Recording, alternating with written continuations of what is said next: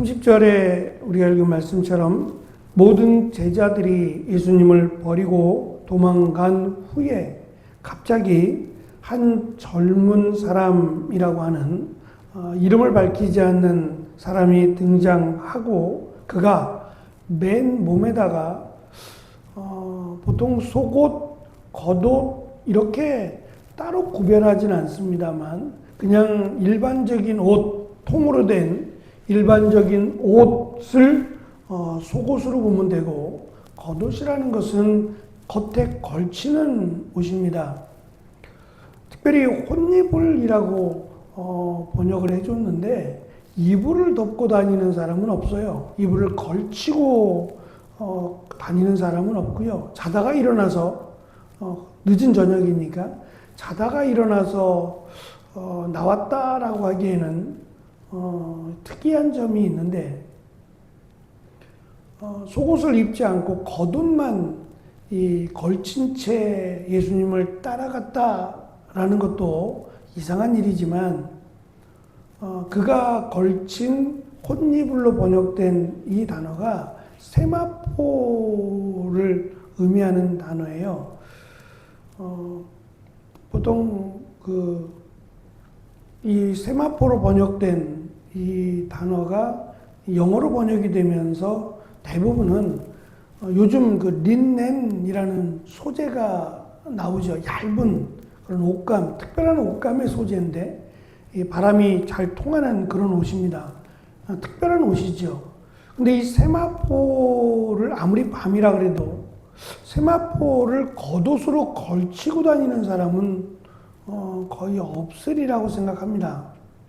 그런데 이 젊은 사람으로 소개되는 그가 아무리 자다가 일어나서 정신이 없다고 해도 세마포를 겉에다만 걸친 채, 그러니까 가볍고 바람이 잘 통한다고 했으니까 이 흘러내릴 가능성이 굉장히 높은 데다가 이 겉옷을 붙잡자마자 그냥 흘러던 겉옷을 내팽개치고 알몸으로 이 도망가고 있는 이 우스꽝스러운 모습.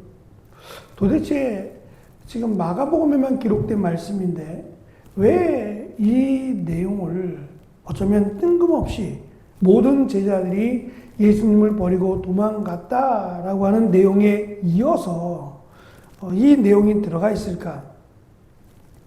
전에는 이 마가복음에만 기록된 이 짧고 특별한 이 사건에 등장하는 젊은 사람을 이 마가 요한으로 보는 예가 있었습니다. 그래서 마가 요한 스스로가 내가 이렇게 참 엉뚱하고 또 부족한 사람이라고 익명으로 자신을 드러냈다라고 하는 그런 경우들이 있었는데 정확한 것은 모른다는 겁니다. 그가 누군지 알 수 없다. 밝히지 않아서 그렇지만 이렇게 요 내용만 가지고도 이 당시에 마가복음을 읽는 사람들은 그를 알고 있었을 것이다 라는 건 분명합니다.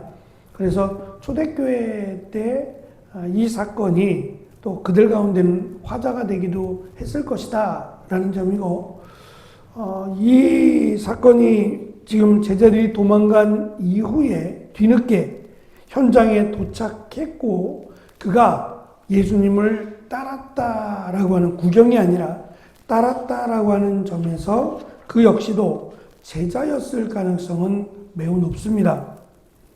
중요한 것은 그가 제자들이 도망간 그 자리에 마지막으로 남아서 예수님을 붙잡혀 가시는 그 예수님을 따라가고 있었다라고 하는 것입니다.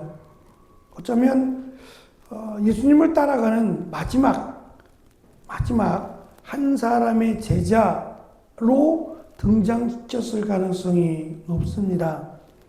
예수님께서 잡히시기 전에 12제자에게 다 나를 버리고 도망칠 것을 말씀하셨고 그가 입은 옷이 일반적이지 않은 세마포였기에 그는 예상하지 못한 제자일 가능성도 있습니다. 하지만 그 역시 붙잡히자 예수님을 버리고 도망칩니다. 이 익명의 제자의 벌거벗고 수치스럽게 도망치는 그 모습은 예수님을 따랐던 제자들의 완전한 실패를 의미하는 역할을 합니다.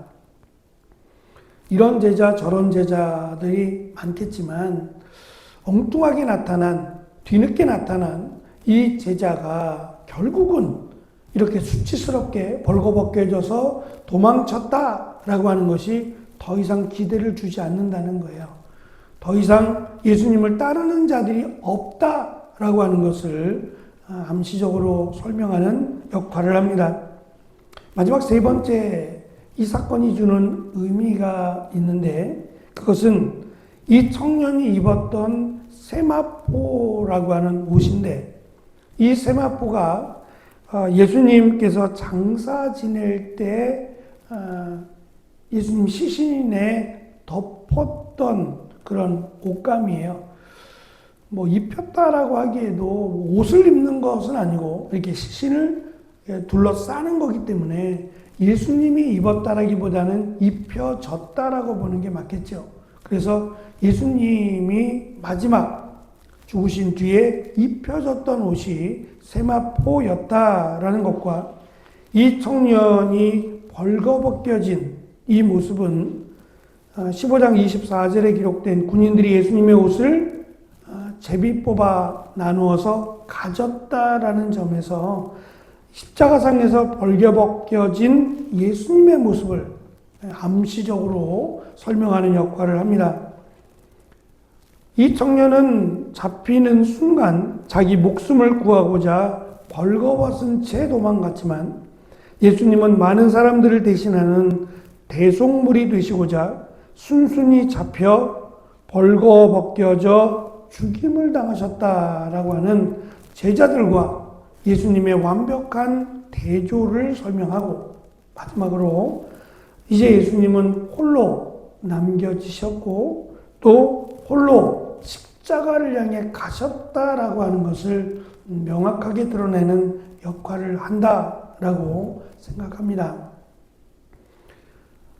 다시 말하면 제자들의 완벽한 배신 앞에서도 예수님은 그 길을 대속의 길을 포기하지 않으셨다.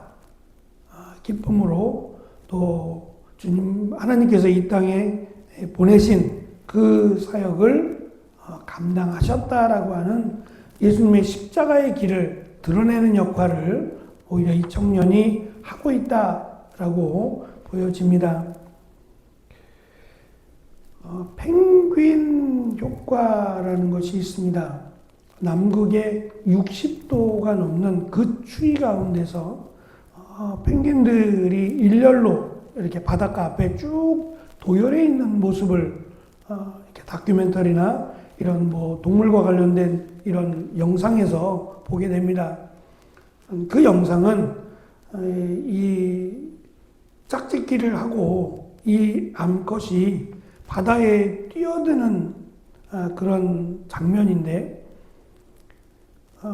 암컷이 알을 낳고 이 알을 하나만 낳는데 이 한 개의 알을 수컷이 자기 발 위에다가 알을 놓고 이렇게 몸을 털로 감싸서 이 알이 부화될 때까지 이 수컷이 키우게 되는데 그동안 알이 깨서 새끼가 부화할 때까지 이 암컷이 이 먹이를 구하기 위해서 바다에 뛰어들게 되는데 이 바다에 뛰어들 때에 그때에 이 바다 사자들이 이 펭귄이 뛰어들기를 기다리고 있습니다.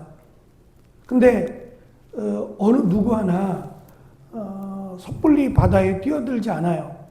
그러다가 배고픈 펭귄 암컷이 가장 먼저 바닷물 속에 뛰어듭니다. 먹을 걸 구하기 위해서 바닷물 속에 뛰어들면 그 암컷은 바다 사자에 물려 죽습니다. 그런데 이 펭귄 효과라는 것은 첫 번째 죽게 되는 이 암컷 펭귄이 뛰어들면 연달아서 그것을 신호로 모든 암컷 펭귄들이 뛰어든다는 겁니다. 그리고 먹이를 구해서 자신이 먹고 충족하게 새끼에게 먹일 만큼의 양식을 채운 뒤에 다시 돌아올 때까지 이 펭귄 수컷은 알을 이렇게 계속 품고 기다리고 있답니다. 그래서 만약에 암컷 펭귄이 돌아오지 않으면 이 수컷 펭귄과 새끼는 그 자리에서 죽는다고 해요. 그러니까 부정, 모정에 대한 상징이 펭귄으로 많이 이렇게 알려지고 있는데, 어쨌든 이 펭귄 효과라고 하는 것은 누군가는 스타트를 끊어줘야 된다. 그럴 때 앞도 돌아보지 않고 이것저것 재지 않고 같이 뛰어든다라는 것이 펭귄 효과입니다. 만약에 이 제자들 가운데 한 명만 목숨을 걸고 예수님을 따랐더라도 적지 않은 제자들이 따랐을 겁니다. 용기를 얻었을 것이고 함께 죽자, 함께 그 길을 가자라고 하는 마음이 있었을 거예요. 사실 그 부분이 가장 안타까운 부분이고, 그럼에도 불구하고 어느 누구 하나 목숨이 소중하지 않은 사람이 없지요. 다 예수님이 스스로 잡혀가시는 그 모습에 실망해서 다 도망간 그 길을 예수님은 외롭다라고 말하기는 뭐하지만 끝까지 그 일을 감당하시는, 그래서 제자들의 모습 그리고 예수님의 모습을 두 개를 비춰놓고, 그럼에도 불구하고 예수님이 우리의 죄를 대신하여 십자가에 지셨다, 십자가를 지셨다라고 하는 것을 의도적으로 강조하는 말씀이다라고 생각합니다. 그만큼 우리를 사랑하시고 정말 우리를 죽기까지 사랑하신 그 은혜를 우리가 잊지 않아야 할 것입니다. 기도하겠습니다.